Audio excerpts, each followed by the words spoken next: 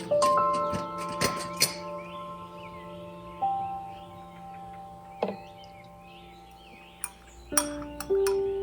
everyone, welcome back to another vlog.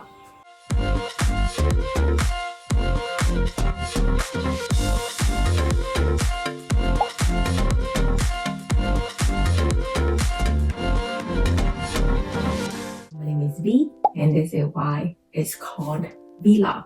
And I am a qualified actuary, a working professional in a life insurance company, and a lifelong learner. I have a few bachelor, master, and I'm doing my second master at University of Pennsylvania for the Master of Computer and Information Technology. I'm only take one course at a time because this education is really just for my own knowledge and I guess satisfaction and education and desire of learning and having something to do productive. And, I enjoy structure learning rather than unstructured in a way. I guess it gives me more motivation to actually force me to learn something because like if I have to just listen to a video or read some books on my own about technical topics, I might not really have that motivation. So I think taking courses in a way, have assignments, exam and tests really force me to learn something. So for me, I'm willing to continue doing education like this. Yeah, it's not for everyone, but it works for me. And I feel positive, satisfied that have something to continue to do. And at the end of the day, once that you finish designation or a program, you have a certificate, a diploma, a degree. So I feel like it's like an accomplishment. So you feel like you're making progress. So I think that is the nice thing. It is a Saturday morning. Normally, I would still be sleeping in by now, but I have a midterm today. It is a computer science course, so I guess my body couldn't sleep in and work up instead. I would have wanted to sleep about 8 to 9 hours, but actually I woke up at 8:30, so I think that's like about 7.5 hours. It's okay. It's not the best, but I think it's fine. And I still have a slight headache. I don't know why, but hopefully after a little bit of more water, and maybe eating later, it will go away because it sucks if you have headache before exam. The house is pretty quiet right now, so I feel like I'm just speaking, trying to speak very softly. Just because I don't want to wake up my hubby and Fluffy. He's sleeping with my hubby as well, enjoying the day. Sorry, I'm being too jelly of my hubby and Fluffy. Jealous much? I actually took yesterday off, not because I really have to spend a whole day studying or anything, but I do have a few personal days this year. It's nice that the company give 3 personal days on top of my regular vacation days. And given that most likely I'm not going to be able to travel much this year, so and it's already March, so I just feel like taking a day off and before my midterm to take it easy. So I actually spend like the morning just lazing around, chilling, and then in the afternoon when I actually started doing more final review and prepare the cheat sheet for this course. So I'm very happy that the instructor let us to have a cheat sheet for the midterm. I actually think it makes perfect sense because it is computer science course, and in practice, how often do you actually memorize everything? Maybe not. So I think it's pretty awesome that we have a cheat sheet. And you can see that my cheat sheet is full of stuff with very, very, very, very tiny font, with which the TA also commented that a lot of us do that. I guess even though we may not have time to refer to it or read through everything, but I think even just the fact of making a cheat sheet and a note of everything, I think this is already a good way to learn and review things. So if a course doesn't let you to have a cheat sheet to actually bring to the exam, I would say having the final summary notes of everything that you want to memorize. This will be the same way if I have to study for all the exams or midterms or even professional exam, if we don't get to have open book or having a cheat sheet. So I'm gonna do my review now.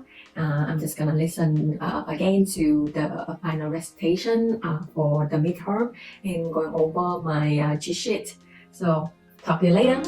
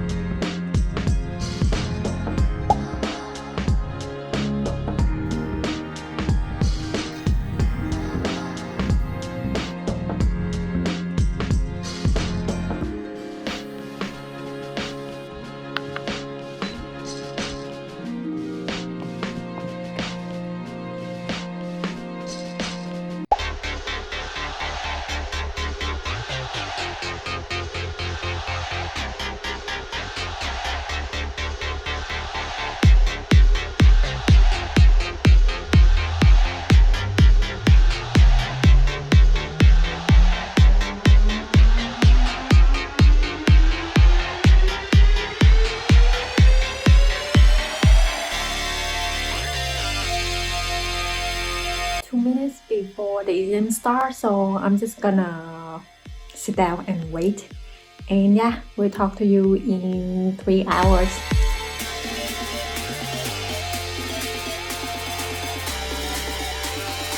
Two hours later.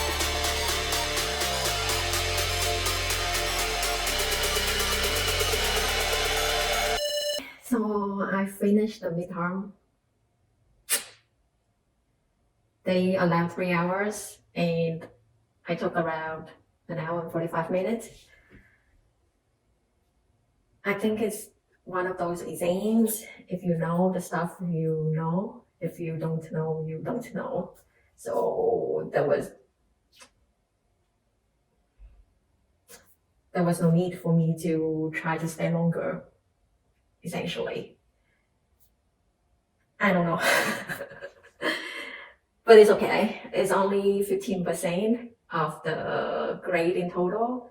So as long as I passed, I think it's fine. I guess the only complaint I have for the master that I'm taking is that it requires you to have the average of B.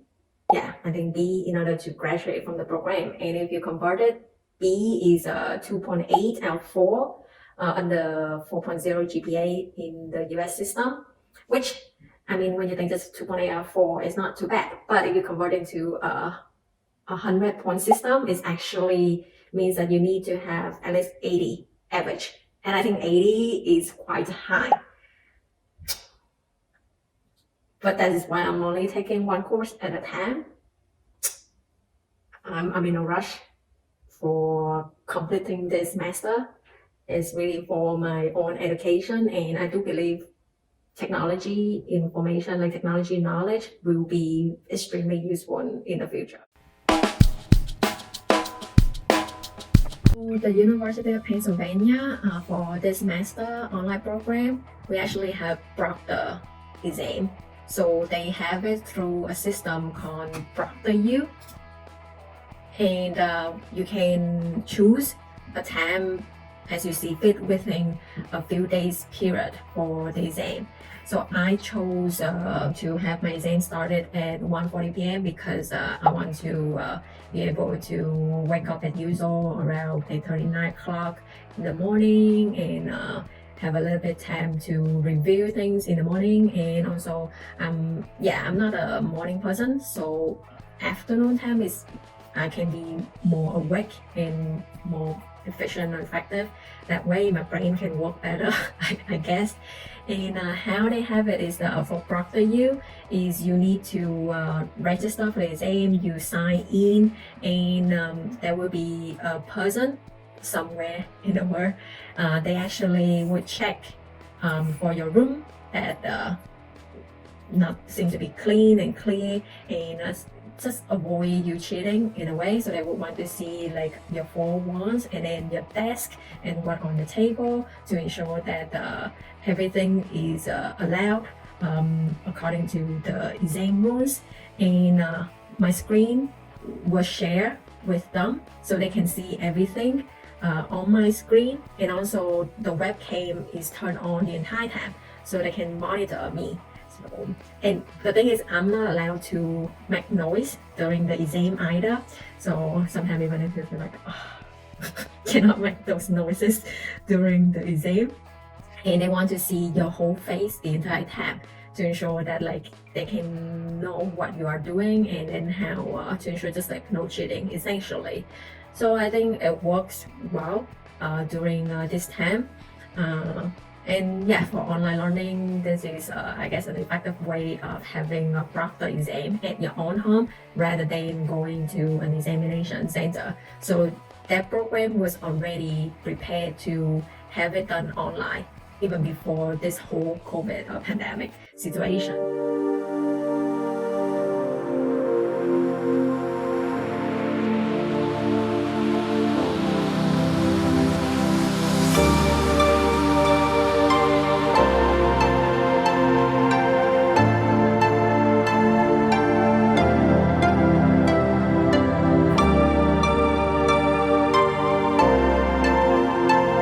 A little later, Before exams and when you're supposed to study, and you just want to procrastinate by reading novel or watching movies and such. So that was exactly what happened. But now that I finished exam, I don't have much of a desire to read novels or anything anymore. So I'm just gonna do some stuff. I guess some other stuff. So I actually posted job on Upwork looking for virtual assistant for my YouTube channel, because I do want to have Vietnamese subtitle for all of my English videos in order to support the Vietnamese community. And yeah, I don't really want to spend time doing it, so I'd rather outsource that kind of work. And I hope to work with someone over the long run. So who knows, if you're interested, maybe you can let me know. Otherwise, I posted the job on Upwork and I have received a few applications. So I'm just gonna check it out and see how it works. So before this, I actually used Fiverr looking for some of the people who can help with editing and translating. But there are not many of them on Fiverr. And yeah, the one that I used, they just no longer have services on Fiverr anymore. So I think maybe I will have a better luck to find someone working over the long run on Upwork. So let's see. Later.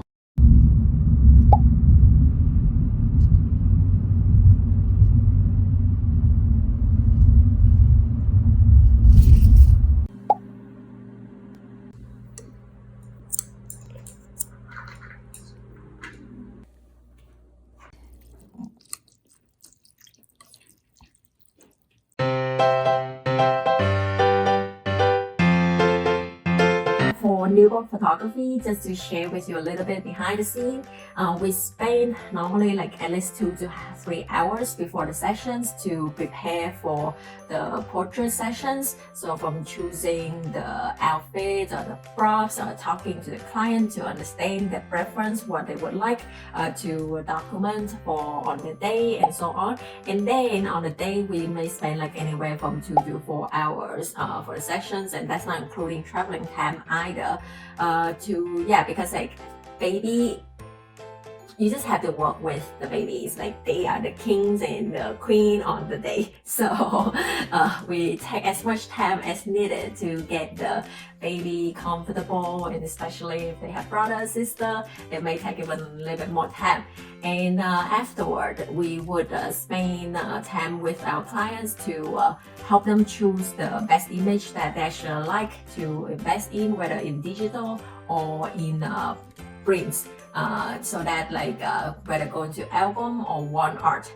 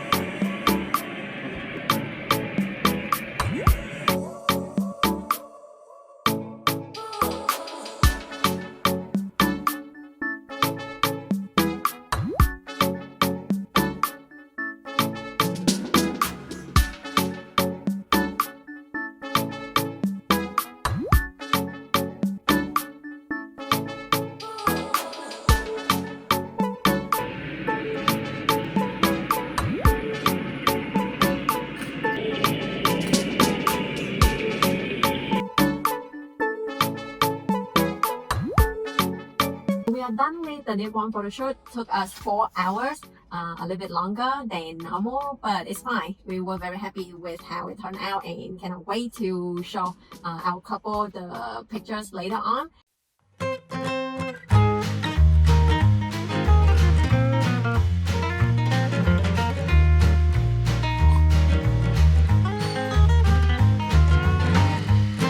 So I'm back home for over an hour now, and I was just chilling on a massage chair. It's been a while since we did newborn photography, and it did take a toll on my back for all of those sitting and wrapping the baby and everything. But I'm happy with doing portrait photography, especially with newborn. Like I think babies are the cutest. And that's it for today, for this weekend vlog. And I will see you in another time. Bye now.